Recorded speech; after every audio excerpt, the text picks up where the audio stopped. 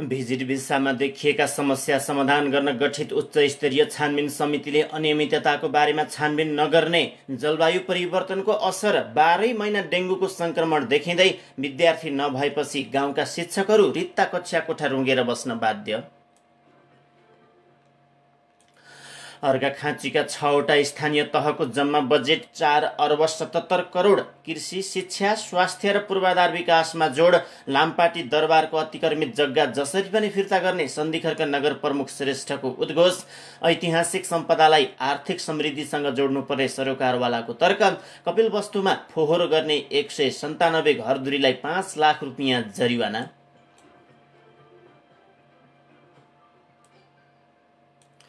र नेपालमा आसन्न भदौ 23 गतेदेखि पहिलो पटक franchise indoor premier league cricket हुने। चीनमा पेटको क्यान्सर पत्ता लगाउने एआई प्रणालीको विकास। नमस्कार। समुदायका लागि सञ्चार र विकास संस्थाद्वारा सञ्चालित विकास बहस र सञ्चारको वाहक एफएम ब्यान्डको 105.8 मेगाहर्ज सामुदायिक रेडियो अर्घाखाँचीले सन्धिखर्कमा तयार पारेको बिहान 7 बजेको अर्घाखाँची हालचालमा स्वागत छ। हालचाल सँगै छु म गोपाल भट्टराई। हालचालमा खबरको सिलसिला सुरु गरौं स्थानीय खबरका प्रसङ्गहरूबाट।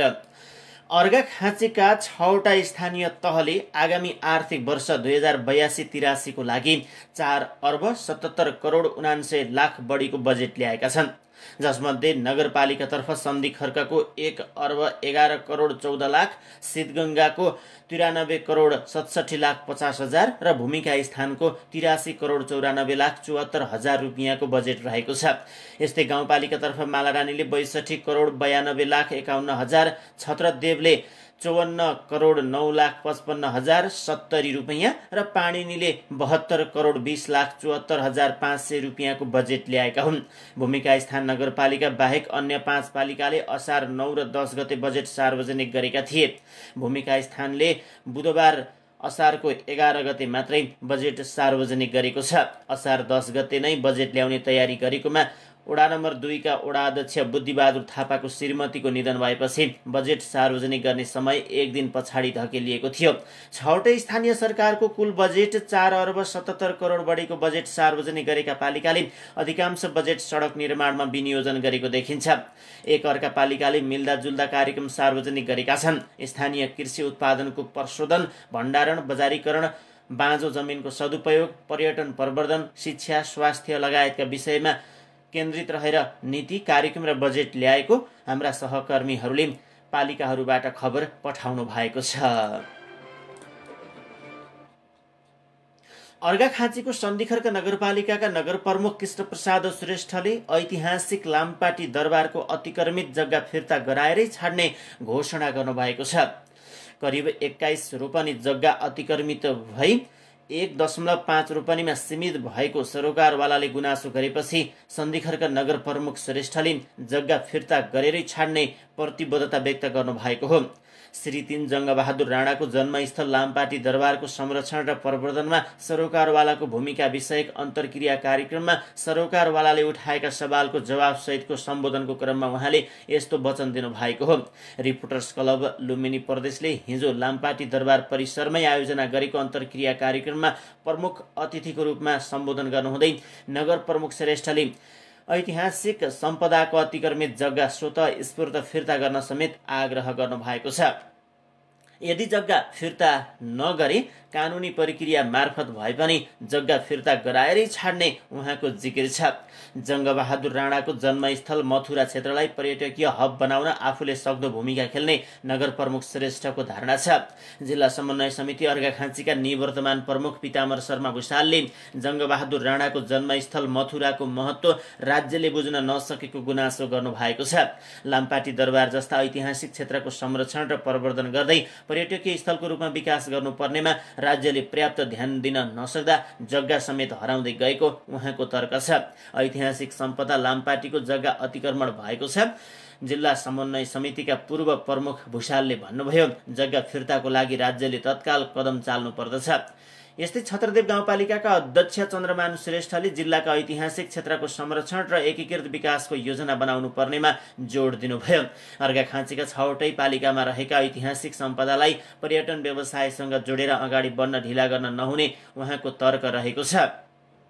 सन्धिखर्क नगरपालिकाका निवर्तमान नगर प्रमुख कमल प्रसाद भुषालले ऐतिहासिक स्मृति, सामाजिक परम्परा र सार्वजनिक सम्पत्तिको संरक्षणमा राज्यको भूमिका गम्भीर र जवाफदेही हुनुपर्ने बताउनु भएको छ। जिल्लामा रहेका धार्मिक, सांस्कृतिक र प्राकृतिक सम्पदाको संरक्षणसँगै विकासको निम्ति स्थानीय सरकारले डीपीआर गरेर काम अगाडि बढाउनु पर्ने उहाँको तर्क छ। योजनाबद्ध विकासमा राज्यको जिम्मेवारी र स्थानीयको अपनत्व हुनुपर्ने भुषालले बताउनुभयो। छत्रदेव गाउँपालिका उपाध्यक्ष मणि पन्थीले ऐतिहासिक सम्पदाको उपयोगले सांस्कृतिक संरक्षण, पर्यटनको विकास र रोजगारीसँग जोड्दै आर्थिक समृद्धि हासिल गर्न सकिने बताउनुभयो। ऐतिहासिक सम्पदाको संरक्षण र प्रवर्धनका लागि दीर्घकालीन योजना बनाउन आवश्यक रहेको उहाँको भनाइरहेको छ। नेपाली कांग्रेस अर्घाखाँचीका उपसभापति विष्णु प्रसाद भुषालले अर्घाखाँचीमा लुकेर रहेका ऐतिहासिक सम्पदालाई जिल्लाको गौरव र आर्थिक समृद्धिसँग जोडेर अगाडि बढ्नुपर्ने बताउनु भएको छ। एमालेका नेता जनार्दन खनालले ऐतिहासिक, सांस्कृतिक र शैक्षिक सम्पदाहरू विगतका चिनारी मात्र नभएर वर्तमान र भविष्यको निम्ति प्रेरणा र पहिचानको आधार भएको बताउनु भएको छ। मानव जीवन र सम्पदाको बीचमा गहिरो सम्बन्ध छ। नेता खनालले भन्नुभयो, यस्ता सम्पदाहरूले हाम्रो इतिहास बोल्छन् र भावी पुस्ता को मार्गदर्शन समेत गर्नेछन्। जंगबहादुरको जन्मस्थल मथुरामा असार 7 गते र न्वारान भएको स्थल बलकोटमा असारको 17 गते हरेक वर्ष विशेष कार्यक्रम गरेर ऐतिहासिक स्थलको प्रचार प्रसार गर्न उहाँको सुझाव रहेको छ। बलकोट पौवा संरक्षण समितिका अध्यक्ष राजेश पन्थीले ऐतिहासिक सम्पदा क्षेत्रको जग्गा 1.5 रोपनीमा सीमित कसरी भयो भन्दै प्रश्न गर्नु भएको छ।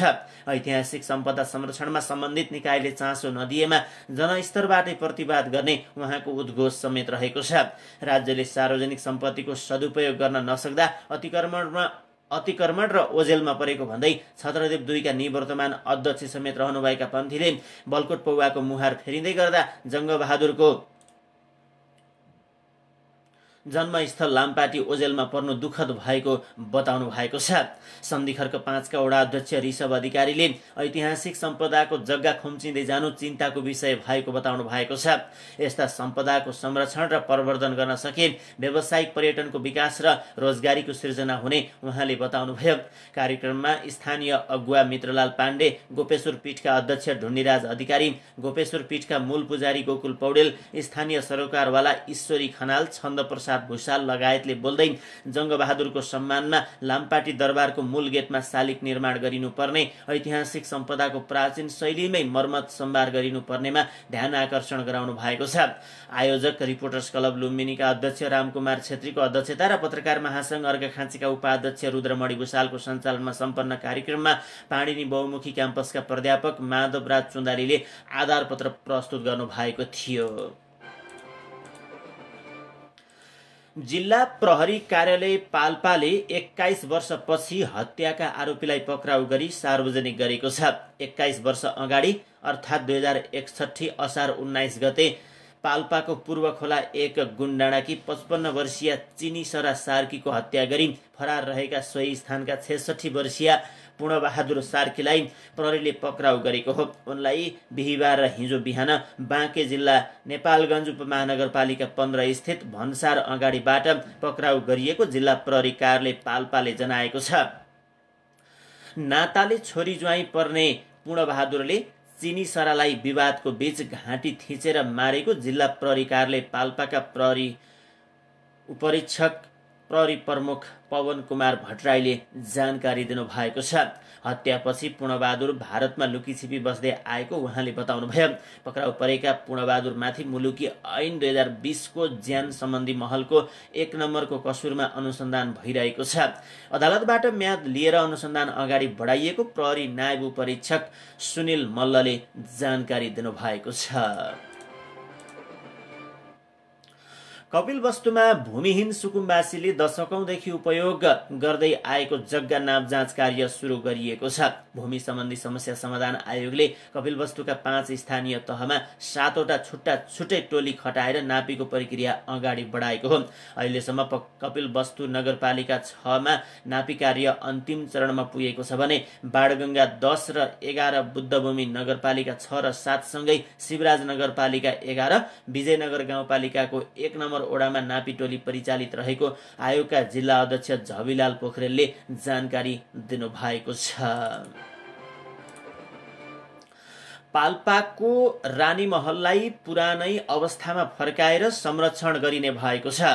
उपप्रधानमन्त्री एवं अर्थमन्त्री, राष्ट्रिय योजना आयोगका उपाध्यक्ष, पाल्पा जिल्लाका जनप्रतिनिधि, पुरातत्व विभागका महानिर्देशक, पाल्पा जिल्लाका प्रमुख जिल्ला अधिकारी, इन्जिनियर लगायतको बैठकले खड्ग शमशेरले निर्माण गरेको रानीमहलको स्वरूपमा ल्याएर संरक्षण गर्ने र त्यसका लागि गुरुयोजना बनाएर काम अगाडि बढाउने निर्णय गरेको हो। उपप्रधानमन्त्री एवं अर्थमन्त्री विष्णुप्रसाद पौडेलले रानीमहल दुर्लभ मध्येको एउटा महत्त्वपूर्ण ठाउँ रहेको उल्लेख गर्दै पुरानो शैली र आकारसँग सम्बन्धित सामग्री सङ्कलन गरी अध्ययन गर्न, गुरुयोजना बनाउन र सोही अनुसार कार्यान्वयन कार्यविधि तयार पार्न पुरातत्व विभागलाई निर्देशन गर्नुभयो।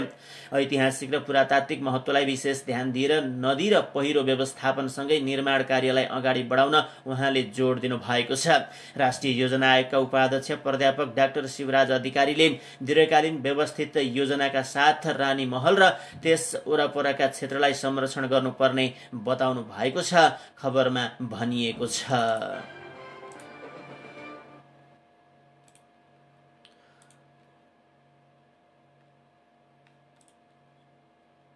कपिलवस्तुको विजयनगर गाउँपालिकाले सरसफाई अभियानलाई प्रभावकारी बनाउन कडा कदम चालेको छ।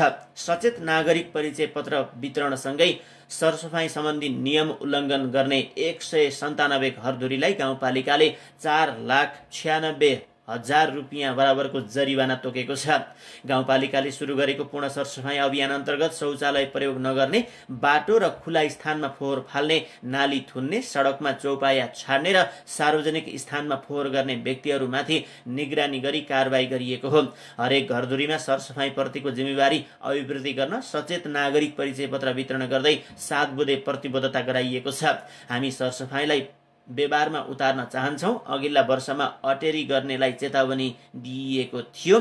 यो वर्ष जरिवाना गर्नुपर्ने आवश्यक देखिएको छ, गाउँपालिकाका अध्यक्ष गोपाल बहादुर थापाले भन्नुभएको छ। 7 बुँदे प्रतिबद्धतामा घर अगाडि सफा राख्ने, नाली खुला राख्ने, अनिवार्य शौचालयको प्रयोग गर्ने, पशु चौपाया नियन्त्रणमा राख्ने, फोहोर व्यवस्थापन गर्ने, सार्वजनिक सम्पत्तिको संरक्षण गर्ने र सामाजिक सद्भाव कायम राख्ने विषयहरू समावेश गरिएका छन्। गाउँपालिकाका प्रमुख प्रशासकीय अधिकृत शोभाराम रिजालले सबै घरधुरीलाई सरसफाईको जिम्मेवारी दिने उद्देश्यका साथ यो अभियान सञ्चालन गरिएको जानकारी गराउनु भएको छ।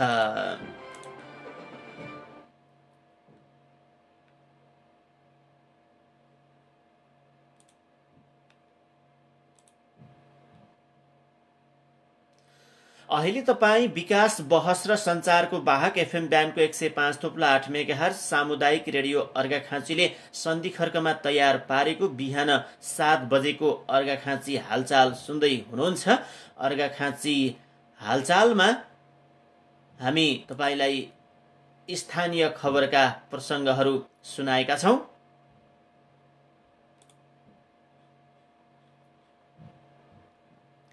स्थानीय खबरका प्रसङ्गपछि अर्घाखाँची हालचालमा अब सुनौ राष्ट्रिय खबर। पूर्व पश्चिम राजमार्ग अन्तर्गत नवलप्रासीको दाउन्ने सडकमा पानी परेको बेला राति गाडी चलाउन रोक लगाइएको छ। नवलप्रासी प्रहरीका अनुसार हिजो बेलुकी 7 बजेदेखि बन्द भएको सडक अहिले बिहान 5 बजे खुलेको छ। बिनाई खोलामा आउने बाढीमा गाडी फस्ने जोखिमका कारण प्रहरीले पानी परेको बेला यातायात बन्द गरेको हो। सडक डिभिजन कार्यालय भरतपुरले 5 दिन अगाडि सार्वजनिक सूचना निकालेर यस सडक खण्डमा बेलुकी 7 बजेदेखि बिहान 5 बजेसम्म गाडी सञ्चालनमा रोक लगाएको छ। यसमा गाडी 3 दिन ठूलो पानी नपरेका कारण गाडी निर्बाध सञ्चालनमा आएका थिए। पानीको सतह घटेपछि बिनाई खोलाको डाइभर्सनबाट पनि बुधबारदेखि गाडी गुड्न थालेका थिए, तर पानी पर्न थालेपछि फेरि रातमा गाडी चलाउन रोकिएको प्रहरीको भनाइ छ। 6 महिना अगाडि विनय खोलामा रहेको फलामे पुल भाँचिएपछि त्यसैको केही उत्तरतर्फ डाइभर्सन बनाएर गाडी सञ्चालन हुँदै आएका छन्। राजमार्ग फराकिलो पार्ने क्रममा विनय खोलामा पक्की पुल बनाएर सकिएको छ। 2 हप्ता अगाडि पक्की पुलको ढलान भएको थियो। सडक विभागका अनुसार ढलान गरेको 4 हप्तापछि त्यसमाथिबाट गाडी गुडाउन मिल्ने भएकोले असार अन्तिमसम्म पुल सञ्चालनमा आउने बताइएको छ। पूर्वी नवलपरासीको दुम्कीवास र पश्चिम नवलपरासीको बर्दघाट बजारको बीचमा 14 किलोमिटर लामो दाउन्ने सडकमा सबैभन्दा बढी समस्या देखिएको छ। मोडै मोड र हिलाम्य सडकका कारण यो सडक खण्ड बारम्बार अवरुद्ध हुँदा स्थानीयलाई शास्ति भएको छ।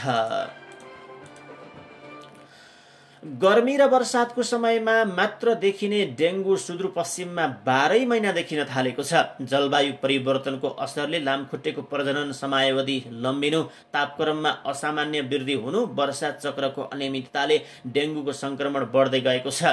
जलवायु परिवर्तनका कारण लामखुट्टेको रोग सार्ने क्षमतामा वृद्धि हुँदै गएको सुदूरपश्चिम प्रादेशिक स्वास्थ्य आपतकालीन कार्य सञ्चालन केन्द्रका सूचना अधिकारी हेमराज जोशीले बताउनुभयो। तापक्रम र वर्षाको चक्रले डेङ्गुको जोखिमलाई बढाएको छ। उहाँले भन्नुभयो, पहिला गर्मी र वर्षाका बेला मात्र डेङ्गुको संक्रमण देखिन्थ्यो, अहिले चिसो महिनामा समेत डेङ्गु संक्रमण देखिन थालेको छ। वातावरणीय तापक्रम बढ्दा लामखुट्टे 12 महिना बाँच्ने वातावरण कायम भएको छ। लामखुट्टेको जीवन चक्रमा मौसमले सघाउ पुर्याउँदा डेङ्गुको संक्रमण चुनौतीको रूपमा देखा परेको उहाँको भनाइ छ। उहाँका अनुसार सन् 2025 को जनवरीदेखि जुनसम्मको अवधिमा सुदूरपश्चिम प्रदेशका 167 जनामा डेङ्गु संक्रमण देखिएको छ, खबरमा उल्लेख गरिएको छ। एडिस एजिप्टाई जातको संक्रमित लामखुट्टेको टोकाइबाट डेङ्गु सर्ने गर्दछ। पानी जम्ने ठाउँ र प्लास्टिक जन्य फोहोर व्यवस्थापन हुन नसक्दा डेङ्गु सार्ने लामखुट्टेको वृद्धि विकास हुँदै गएको उल्लेख गर्दै विशेषज्ञहरूले डेङ्गुलाई मौसमी समस्याको रूपमा मात्र नबुझेर वर्षभरि नै सतर्कता र सावधानी अपनाउनु पर्ने बताएका छन्।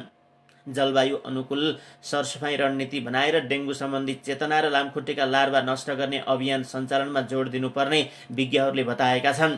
वर्षातको समय सुरु भएकाले डेङ्गुको संक्रमण तीव्र रूपमा बढ्न सक्ने भन्दै वातावरणीय सरसफाइमा विशेष ध्यान दिनुपर्ने उनीहरूको सुझाव रहेको छ। डेङ्गु सार्ने लामखुट्टेले बिहान र दिउँसोको समयमा बढी टोक्ने भएकोले त्यसबेला लामो कपडा लगाउने, सुत्दा झुलको प्रयोग गर्ने, पानी जम्न नदिने, हप्तामा एकपटक घर वरपरका ट्याङ्की, डब्बा, टायर लगायतमा जमेको पानी फाल्ने कार्य गर्नुपर्ने, विद्यालयमा डेङ्गी सम्बन्धी सचेतना कार्यक्रम सञ्चालन गर्नुपर्ने स्वास्थ्य कर्मीहरूले सुझाव दिएका छन्। गर्मी र वर्षातको समयमा डेङ्गु संक्रमण फैलिने अत्यधिक सम्भावना हुन्छ।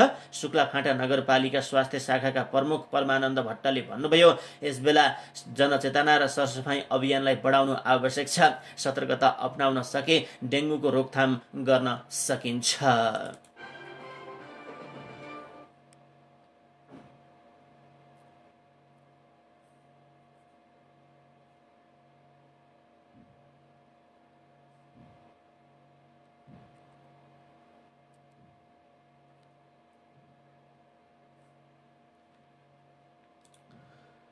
सरकारले पूर्व मुख्य सचिव शंकरदास बैरागीको नेतृत्वमा बनाएको अध्यागमन र भिजिट भिसा सम्बन्धमा विगतदेखि देखिएका समस्या समाधान गर्न गठित उच्च स्तरीय अध्ययन एवं छानबिन समितिले अनियमितताको बारेमा छानबिन नगर्ने भएको छ।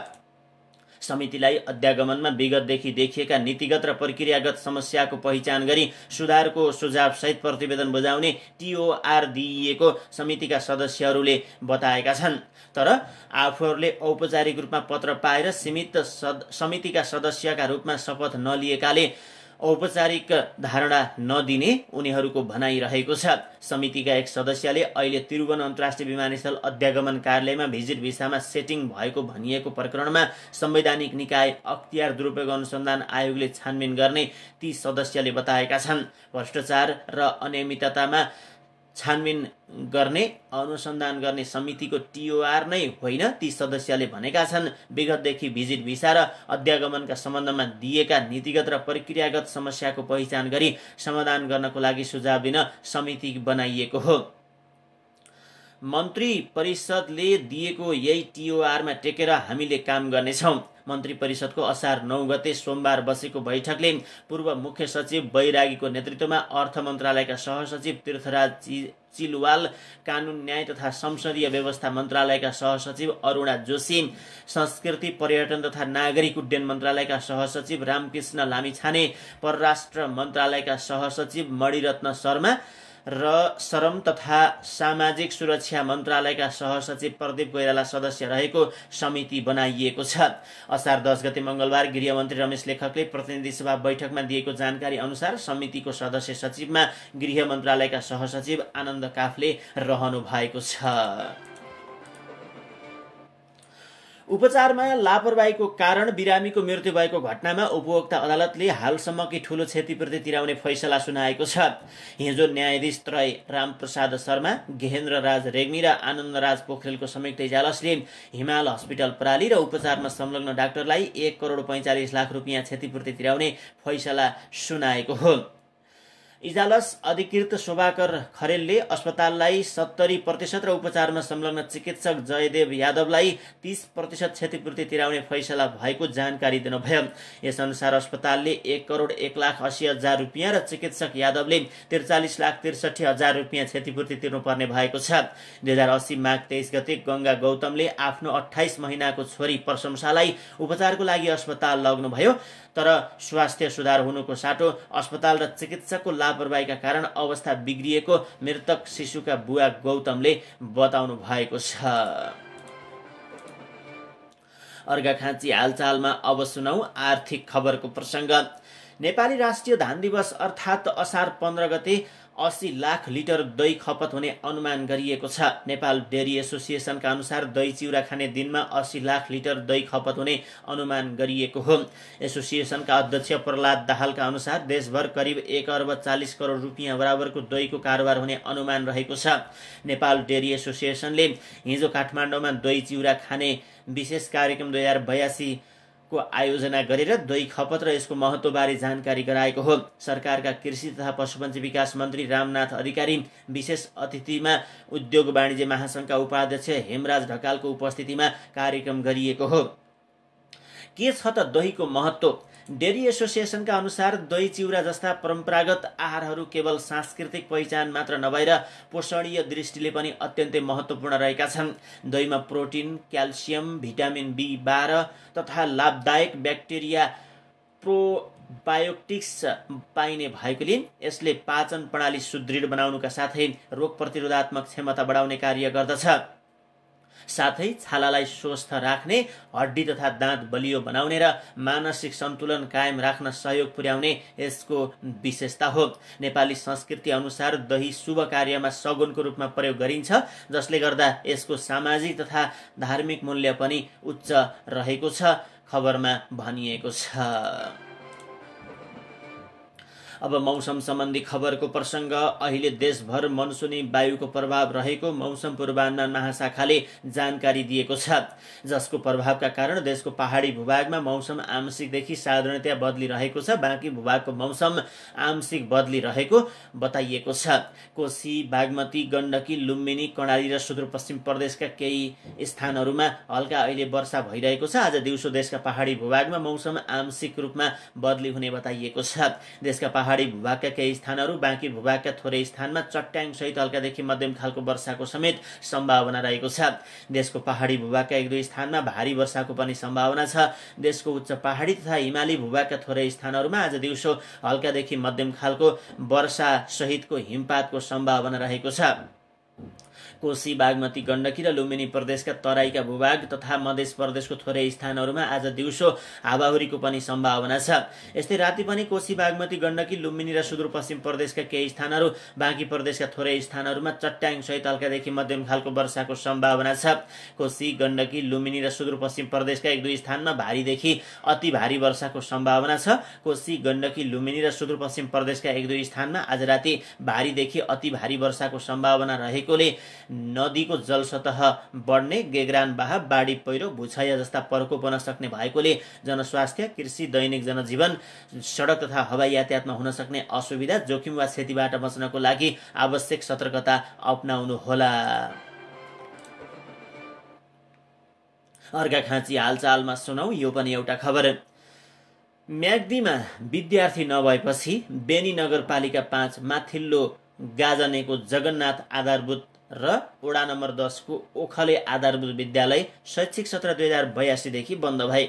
शैक्षिक सत्र 2080 मा 102 र 2081 मा 72 जना विद्यार्थी रहेको विक्रम सम्वत 2015 मा स्थापना भएका भानु माध्यमिक विद्यालयमा पछिल्लो केही वर्ष यता विद्यार्थी संख्या निरन्तर घट्दो क्रममा छ।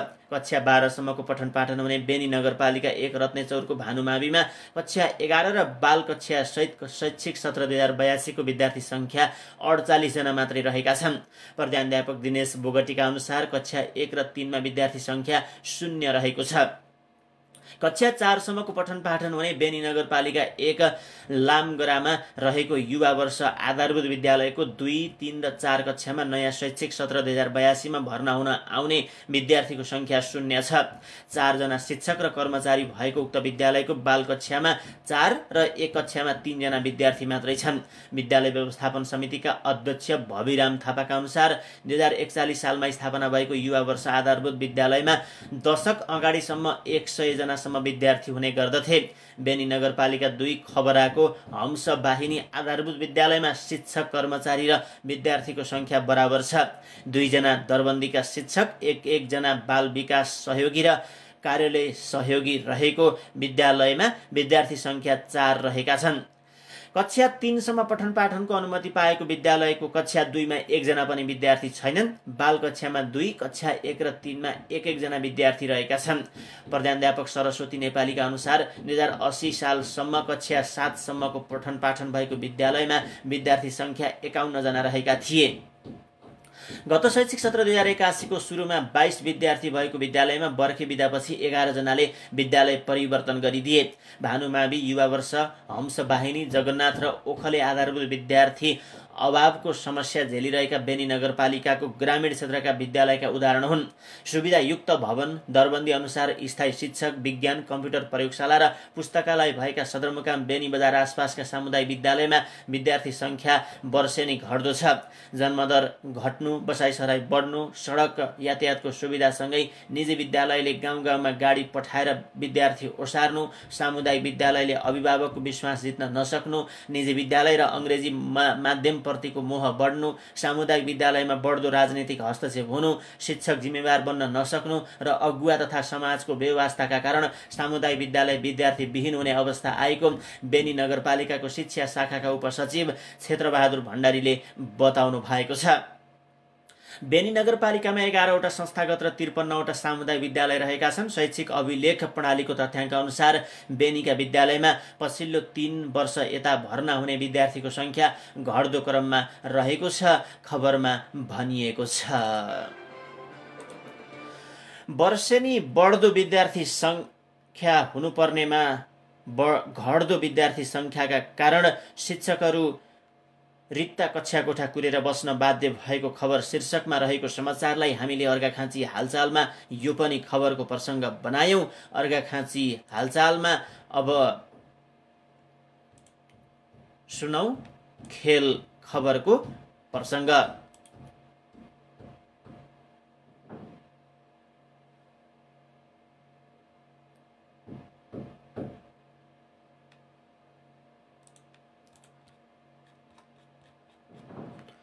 काठमाडौँ स्पोर्ट्स इभेन्ट्स प्रालीको आयोजनामा नेपालमै पहिलोपटक franchise indoor premier league cricket प्रतियोगिता हुने भएको छ।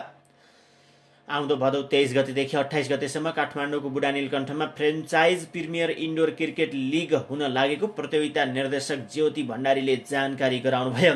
कुल 10 ओभरमा हुने लिगमा 10वटा फ्रेन्चाइज टिमको प्रतिस्पर्धा हुनेछ। बुढा नीलकण्ठ नगरपालिकाको चुनी खेलमा रोयल स्पोर्ट्स पार्कमा लिग हुनेछ। सिंगल राउन्ड रोबिन लिगको आधारमा प्रतिस्पर्धा गराइनेछ। लिगको शीर्ष 4 टोली सेमी फाइनलमा पुग्नेछन्। विजेताको लागि इन्डोर क्रिकेटको सर्वाधिक पुरस्कार राशिको व्यवस्था गरिने भने पनि यसबारे केही दिनमा सार्वजनिक गर्ने आयोजकले जनाएको छ। लिगका लागि टिम खरिद र खेलाडीको अक्सन हुने प्राविधिक निर्देशक रविन्द्र गुप्ताले बताउनुभयो। एकजना मार्कीका साथै ए, बी र सी वर्गीकरण गरी खेलाडीले आफ्नो नाम दर्ता गराउन पाउनेछन्। राष्ट्रिय खेलाडीलाई मार्कीमा राख्नुपर्ने आयोजकले जनाएको छ। अब विदेशको खबर। चीनका अनुसन्धानकर्ताहरूले पेटको क्यान्सर प्रारम्भिक चरणमै पत्ता लगाउन सक्ने अत्याधुनिक कृत्रिम बुद्धिमत्ता एआई प्रणालीको विकास गरेका छन्। नियमित रूपमा गरिने सिटी परीक्षण मार्फत पेटको क्यान्सर पत्ता लगाउने एआई प्रणालीको विकासले डाक्टरहरूलाई समयमै उपचार सुरु गर्न सहयोग पुर्याउने विश्वास गरिएको छ। पूर्वी चीनको चच्याङ प्रान्तमा रहेको चच्याङ क्यान्सर अस्पताल र अलिबाबाको डामो अध्ययन प्रतिष्ठानको संयुक्त प्रयासमा तयार गरिएको यो प्रणालीलाई डामोग्रेप भनिने छ। 70,000 भन्दा धेरै बिरामीहरूमा गरिएको यो परीक्षणबाट सकारात्मक नतिजा प्राप्त भएको अनुसन्धानकर्ताहरूले बताएको चिनिया समाचार संस्था सिन्हुवाले जनाएको छ। चीनमा हरेक वर्ष 2,60,000 मानिसले पेटको क्यान्सरका कारण ज्यान गुमाउने गर्दछन्। चच्याङ प्रान्तका 2 अस्पतालमा गरिएको परीक्षणमा एआई प्रणालीले उच्च जोखिम समूहमा रहेका 17.7% र 24.5% बिरामीहरूमा क्यान्सर पहिचान गर्न सफल भएको छ। तीमध्ये धेरैमा कुनै लक्षण देखिएको थिएन। अनुसन्धानका क्रममा 11 जना क्यान्सर पुष्टि भएका बिरामीको अघिल्लो सिटी परीक्षण अध्ययन गर्दा प्रणालीले 2 देखि 10 महिना अगाडि नै सामान्य सङ्केतहरू पहिचान गरिसकेको पुष्टि गरेको छ। अहिले यो प्रणाली चीनभित्र पेटको क्यान्सर बढी देखिने क्षेत्रहरूमा प्रयोगमा ल्याइएको छ र भविष्यमा विदेशमा समेत विस्तार गर्ने योजना रहेको खबरमा उल्लेख गरिएको छ। खबरका यिनै प्रसङ्गसँगै हामी बिहान 7 बजेको अर्घाखाँची हालचालको अन्तिममा छौँ। अब केही खबर संक्षेपमा। उच्च अदालत पाटनले एमालेका नेता एवं पूर्व मन्त्री महेश बस्नेत विरुद्ध मुद्दा नचलाउने जिल्ला सरकारी वकिल कार्यालय काठमाडौँको निर्णयको विरुद्ध रिट निवेदन दर्ता गर्न आदेश दिएको छ। हिजो उच्च अदालतका न्यायाधीश द्वय टङ्कप्रसाद गुरुङ र टीकाराम आचार्यको संयुक्त इजलासले यसअगाडि उच्चका रजिस्ट्रारबाट दरपीठ भएको बस्नेतबाट पीडित भएको दाबी गर्ने महिलाको रिट निवेदन सुनवाईका लागि दर्ता गर्न आदेश दिएको हो। नेत्रविक्रम चन्द विप्लव नेतृत्वको नेकपाले माओवादी केन्द्रसँग तत्काल पार्टी एकता सम्भव नभएको निष्कर्ष निकालेको छ। केही दिन अगाडि नेकपाका महासचिव विप्लवले खुमलटारमा पूर्व प्रधानमन्त्री एवं माओवादी केन्द्रका अध्यक्ष पुष्पकमल दाहाल प्रचण्डसँग भेट गरेपछि तत्काल एकताको सम्भावना नरहेको निष्कर्ष नेकपाले निकालेको हो। सरम गन्तव्य मुलुकमा रहेका नेपालीको सूचना र विवरण सङ्कलन गर्ने उद्देश्य राखेर संसारभरिका नेपाली डायस्पोरकै विवरण सङ्कलन गर्न सक्ने गरी निर्माण गरिएको श्रम संसार एप हिजोबाट सञ्चालनमा ल्याइएको छ।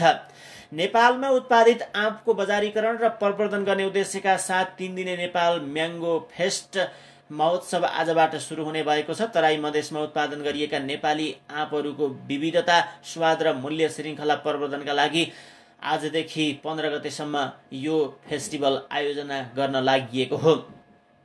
र मल्लराजा भूपतेन्द्र मल्लले नेपाल सम्वत 822 असार शुक्ल प्रतिपदाको दिन निर्माण पुरा गरेको भक्तपुरको प्रसिद्ध न्यातपोल अर्थात् 5 तले मन्दिरको 323 वर्ष बन्धन पूजा एवं झण्डोत्तोलन गरिएको छ।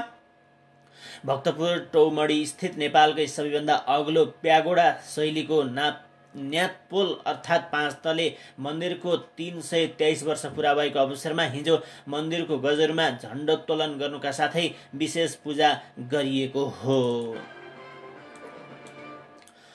बिहान 7 बजेको अर्घाखाँची हालचालका सबै विषयवस्तुहरू यही सकिएका छन्। तर बिदा हुनुभन्दा पूर्व मुख्य हालचालका शीर्षकहरू पुनः एकपटक।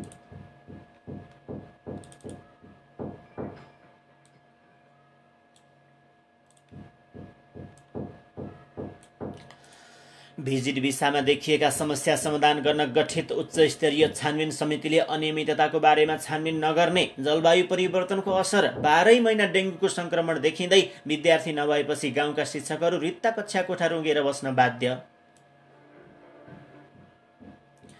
अर्घाखाँचीका 6वटा स्थानीय तहको जम्मा बजेट 4 अर्ब 77 करोड। कृषि, शिक्षा, स्वास्थ्य र पूर्वाधार विकासमा जोड। लामपाटी दरबारको अतिक्रमित जग्गा जसै पनि फिर्ता गर्ने सन्धिखर्क नगर प्रमुख श्रेष्ठको उद्घोष। ऐतिहासिक सम्पदालाई आर्थिक समृद्धिसँग जोड्नुपर्ने सरोकारवालाको तर्क। कपिल वस्तुमा फोहोर गर्ने 197 घरधुरीलाई 5 लाख रुपियाँ जरिवाना। र नेपालमा आसन्न भदौ 23 गतेदेखि पहिलो पटक franchise indoor premier league cricket प्रतियोगिता हुने। चीनमा पेटको क्यान्सर पत्ता लगाउने एआई प्रणालीको विकास गरियो। हामी अर्को अर्घाखाँची हालचाल लिएर आउनेछौँ। तबसम्मको लागि हालचाल युनिटका सम्पूर्ण साथीसँगै म गोपाल भट्टराई पनि बिदा हुन्छु। तपाईँ भने पल पलको खबर, मनोरञ्जन र सूचनाको लागि विकास बहस र सञ्चारको वाहक एफएम ब्यान्डको 105.8 मेगाहर्ज सामुदायिक रेडियो अर्घाखाँची सुन्दै गर्नुहोला। तपाईँको हरेक पल शुभ बितोस्। नमस्कार, शुभ दिन।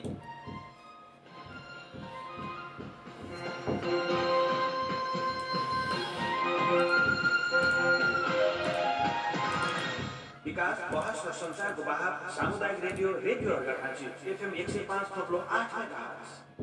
नमस्कार, म कृष्ण प्रसाद पौडेल।